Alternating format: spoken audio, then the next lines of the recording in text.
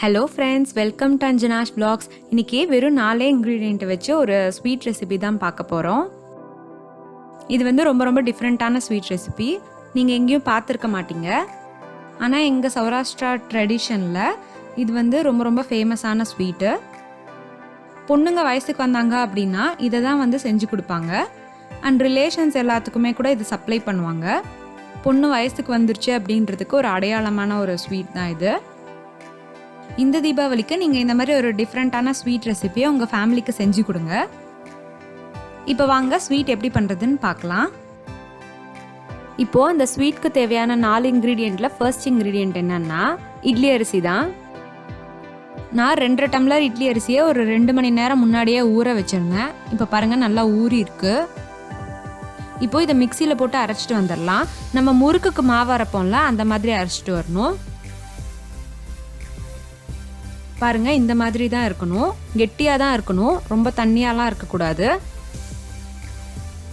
ரொம்ப நைஸாக அரைச்சிடாதீங்க. லைட்டான குறகுறப்போடு இருக்கிற மாதிரி பார்த்து அரைச்சிக்கோங்க. இது நம்ம முறுக்கு பிழிவோம் இல்லையா, அதில் தான் பிழிய போகிறோம். அதனால் கொஞ்சம் டைட்டாக தான் இருக்கணும், ரொம்ப இலகலாக இருக்கக்கூடாது. நெக்ஸ்ட்டு தேவையான இன்க்ரீடியண்ட் என்னன்னா வெல்லம். நான் 1/2 கிலோ வெல்லத்தை இந்த மாதிரி இடித்து வச்சுருக்கேன். நெக்ஸ்ட்டு தேவையான இன்க்ரீடியண்ட் என்னென்னா தேங்காய். இந்த ஸ்வீட்க்கு கண்டிப்பாக தேங்காய் சேர்த்திக்கோங்க. நடுவில் கடிப்படுறப்ப நல்லாயிருக்கும் டேஸ்ட்டு. நெக்ஸ்ட்டு தேவையான இன்க்ரீடியண்ட் என்னென்னா ஏலக்காய் தூள். நான் சர்க்கரையை கொஞ்சமாக போட்டு இந்த மாதிரி அரைச்சி வச்சுருக்கேன். அப்புறமா தேவையானது என்னென்னா முறுக்கு பிழிகிறது. அதில் கொஞ்சம் பெரிய பெரிய ஓட்டையாக இருக்கிறதா பார்த்து எடுத்துக்கோங்க, இந்த மாதிரி. இப்போ வாங்க ஸ்வீட் செய்ய ஸ்டார்ட் பண்ணிடலாம். இதுக்கு கொஞ்சம் அகலமாக இருக்கிற மாதிரி பெரிய பாத்திரமாக எடுத்துக்கோங்க. அப்போ தான் நம்ம பிழியும் போது ஈஸியாக இருக்கும். அதில் 7.5 டம்ளர் தண்ணி எடுத்து வச்சுருக்கேன், அதை சேர்த்திக்கலாம். 1 டம்ளர் அரிசிக்கு 3 டம்ளர் தண்ணி தான் அளவு. கம்மியாக சேர்த்திக்கிட்டிங்க அப்படின்னா லாஸ்ட்டாக பத்தாமல் போயிடும்.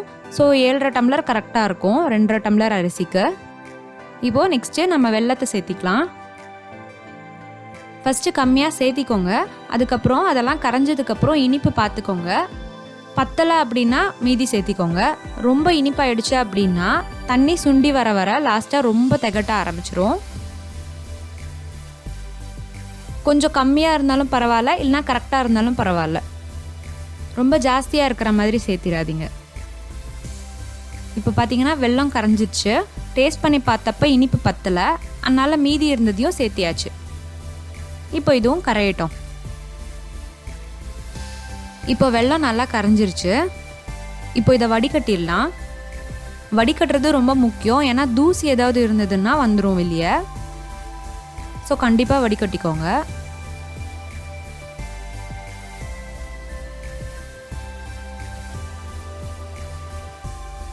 பாருங்க அடியில் எவ்வளோ தூசி இருக்குன்னு.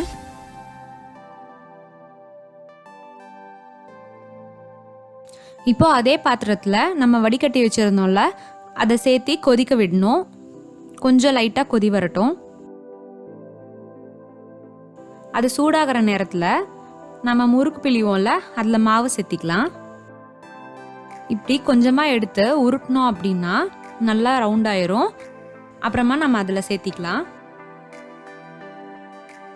சேர்த்திட்டு மூடி வைங்க. எப்போ புளியணுங்கிறத நான் சொல்கிறேன். இப்போ பாருங்கள், தண்ணி ஓரளவுக்கு சூடாயிடுச்சு. இப்போ நம்ம கட் பண்ணி வச்சுருந்தோம்ல தேங்காய், அதை சேர்த்திக்கலாம். தேங்காய் தான் ஃபஸ்ட்டு சேர்க்கணும். அது கொஞ்ச நேரம் தண்ணியிலேயே வேகணும். அப்போ தான் கெட்டு போகாமல் இருக்கும். ஒரு நாள் ஃபுல்லாக வச்சு சாப்பிட்லாம்.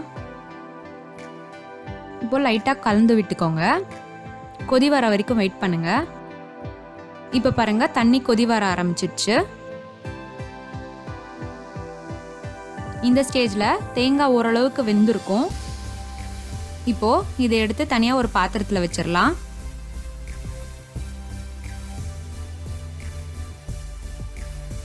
சும்மா 1-2 இருந்தால் பரவாயில்ல, ஒன்றும் இல்லை. இப்போது கொதி வரதில்ல, இந்த மாதிரி ஸ்டேஜில் கரெக்டாக கொதி வர இடத்துல நம்ம புளியணும். கண்டினியூவஸாகவும் புளியக்கூடாது, லைட்டாக தான் புளிஞ்சு விடணும். விட்டு விட்டு புளியணும். கொஞ்ச நேரம் வெயிட் பண்ணி புளிஞ்சுக்கோங்க. ஸ்டவ்வை மீடியம் ஃப்ளேம்லேயே வச்சுக்கோங்க. கொதி வரணும். கொதி வர இடத்துல தான் நம்ம புளியணும், அதுதான் ட்ரிக்கே.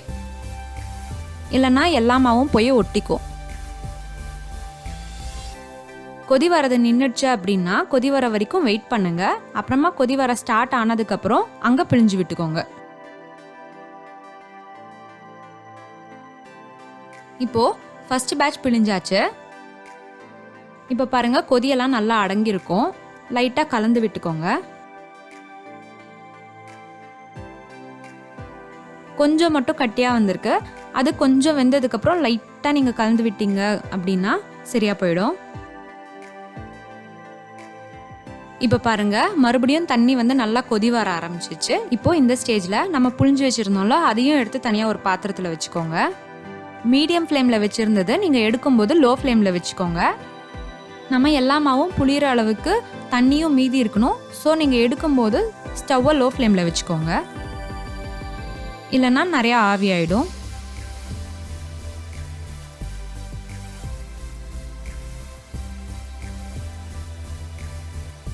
இப்போது எடுத்ததுக்கப்புறம் நெக்ஸ்ட் பேட்ச் மறுபடியும் கொதி வர வரைக்கும் வெயிட் பண்ணணும்.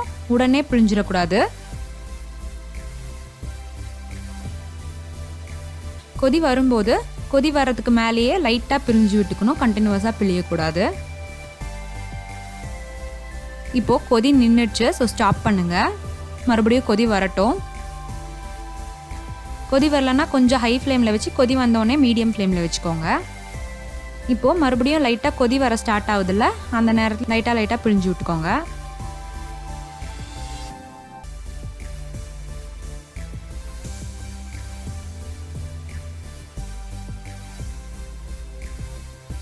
இப்போ நல்லா கொதி வர ஆரம்பிச்சிடுச்சு. இப்போ செகண்ட் பேட்சையும் எடுத்துடலாம். செகண்ட் பேட்சும் எடுக்கிறப்ப அதே மாதிரி தான் லோ ஃப்ளேமில் வச்சு எடுத்துக்கோங்க. இப்போது அதே மாதிரி எல்லா பேட்சையும் நம்ம செஞ்சு முடிச்சுட்டு பார்க்கலாம். நெக்ஸ்ட்டு எல்லா பேட்சும் பிழிஞ்சு முடிச்சதுக்கப்புறம் பாருங்கள் தண்ணியும் நல்லா கம்மியாயிடுச்சு. இப்போது இந்த ஸ்டேஜில் கொஞ்சமாக மாவு இருந்ததை நான் தண்ணியில் கலந்து வச்சுருக்கேன், அதை சேர்த்திக்கலாம். இது வந்து திக்னஸ் கொடுக்கும், அதுக்காக தான். எந்த இடத்துல கொதி வருதோ அந்த இடத்துல பார்த்து சேர்த்திக்கோங்க. இப்போது நம்ம ஏலக்காய் தூள் எடுத்து வச்சுருந்தோம்ல அதை சேர்த்திக்கலாம். இந்த ஸ்வீட் வந்து ஆக்சுவலாக அப்பா தான் செய்கிறாரு. அப்பாவுக்கு தான் இந்த பதம்லாம் கரெக்டாக தெரியும். நான் வந்து லைட்டாக ஹெல்ப் தான் பண்ணிகிட்ருக்கேன். இப்போது இதை கலந்து விட்டு கொதி வர வரைக்கும் வெயிட் பண்ணுங்கள். கொதி வந்ததுக்கப்புறம் நம்ம எடுத்து வச்சுருந்தோம்ல அது எல்லாத்தையுமே சேர்க்கணும். இப்போ பாருங்கள் நல்லா கொதி வந்துட்டுருக்கு. இப்போது இந்த ஸ்டேஜில் நம்ம எடுத்து வச்சுருந்தோம்ல அது எல்லாத்தையுமே சேர்த்திக்கலாம். கொஞ்சம் கொஞ்சமாக பார்த்து சேர்த்திக்கோங்க.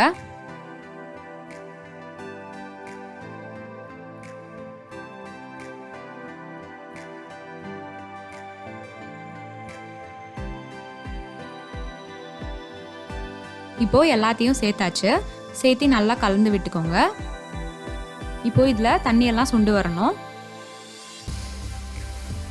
மீடியம் ஃப்ளேம்லேயே வச்சுக்கோங்க, இல்லைன்னா கீழே அடி பிடிச்சிரும். அப்பப்போ கலந்து விட்டுக்கோங்க. இப்போ பார்த்தீங்கன்னா நல்லா கெட்டியாயிடுச்சு. இதுதான் கரெக்டான ஸ்டேஜ்.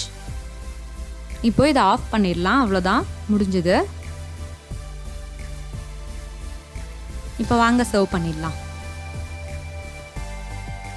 இந்த மாதிரி ஸ்வீட்டை நீங்கள் எங்கேயும் சாப்பிட்ருக்க மாட்டீங்க. ஸோ கண்டிப்பாக ட்ரை பண்ணி பாருங்கள், நல்லாயிருக்கும். இப்போது இந்த ஸ்வீட் மேலே லைட்டாக நெய் ஊற்றிக்கலாம்.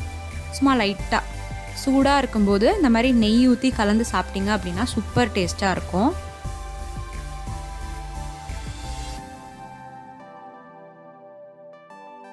கண்டிப்பாக ட்ரை பண்ணி பாருங்கள். ட்ரை பண்ணி பார்த்துட்டு உங்கள் ஃபீட்பேக்கை எங்களோட கமெண்ட் செக்ஷனில் ஷேர் பண்ணுங்கள். அண்ட் இந்த வீடியோ உங்களுக்கு பிடிச்சிருந்தது அப்படின்னா எங்கள் சேனலை மறக்காமல் சப்ஸ்கிரைப் பண்ணிட்டு கூடவே அந்த பெல் பட்டனையும் கிளிக் பண்ணிவிடுங்க. தேங்க்யூ ஃப்ரெண்ட்ஸ், பாய்.